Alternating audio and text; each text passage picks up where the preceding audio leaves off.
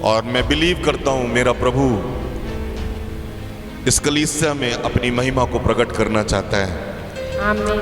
कल रात को जब मैं प्रार्थना करके और सो गया और सोने के बाद में सवेरे 3:30 बजे प्रभु ने मुझे उठाया और मैं बैठकर प्रार्थना कर रहा था। और प्रार्थना करते करते करते थोड़ी देर बाद मैंने कहा मैं आधा घंटा कम से कम मैं लेट जाता हूं। और मैं लेटा, अचानक जैसे ही मैं नींद में गया और नींद में जाने के बाद में अचानक से आग के जैसे बादलों को मैं गरजते हुए देखने लगा। और मैंने कहा ये मैं क्या देख रहा हूं करके मैं झटक के उठ गया और उठकर बैठकर मैंने कहा प्रभु ये मैं क्या देख रहा हूं, क्योंकि कोई भी ऐसी चीज मेरे को आसानी से दिखाई नहीं देती, लेकिन जो दिखाई देती है इसका मतलब है कि कुछ होने वाला है।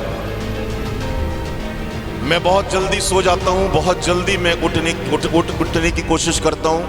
मुझे व्यर्थ सपने नहीं आते, कोई डरावने सपने नहीं आते जब से प्रभु में आया हूं।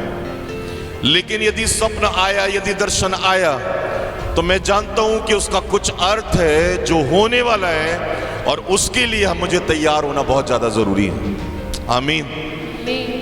और मैं झिझक कर उठ गया और उठने के बाद में मैं बाहर गया, गाड़ी को बाहर निकाला और उसके बाद दरवाजा को खोला और उसके बाद में मैं प्रभु को धन्यवाद दिया। और धन्यवाद देने के बाद मैंने कहा क्यों मुझे नींद सा लग रहा है, और मैं फिर जाकर फिर सो गया।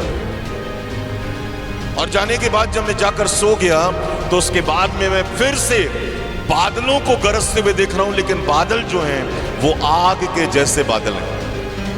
मैंने कहा प्रभु नींद में ही, मैं दर्शन में ही, स्वप्न में ही मैं बोल रहा हूं प्रभु ये है क्या, मैं बार बार इन चीजों को क्या देख रहा हूं।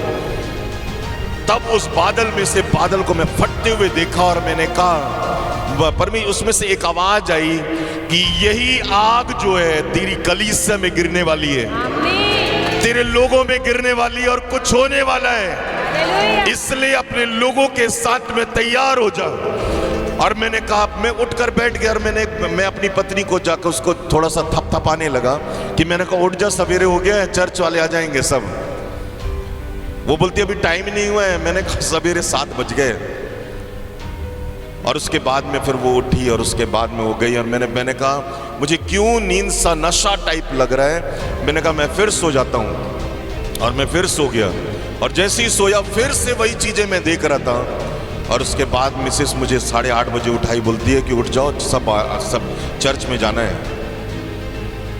मैं सोच रहा था, अभी बैठकर प्रार्थना कर रहा था, क्यों मुझे उस बादल से आवाज आ रही है, क्यों इस बात को मैं देख रहा हूं। मेरे प्रियो कुछ होने वाला है, याद रखना। बादल यदि आग का है तो वास्तव में कुछ होने वाला है। और इस कलीसिया को परमेश्वर अपनी महिमा के लिए खड़ा करने के लिए कुछ शर्त है, कुछ नियम है।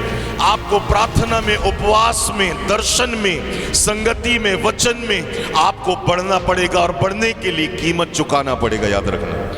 तब हम प्रभु के बड़े कामों को अपनी लाइफ में देख सकते हैं। और परमेश्वर जब अपने बादल, महिमा के बादल में आता है तो याद रखना, ना उन्हें भूख लगती है, न उनके कपड़े फटते हैं। परमेश्वर उन्हें जीवित, सुरक्षित और अपनी महिमा में कई मिरेकल दिखाते हुए लेकर चलता है। इस्राएलियों के साथ जब परमेश्वर आग का खंबा होकर चलता था, महिमा के बादल में जब चलता था, तो बड़े काम प्रकट होते थे।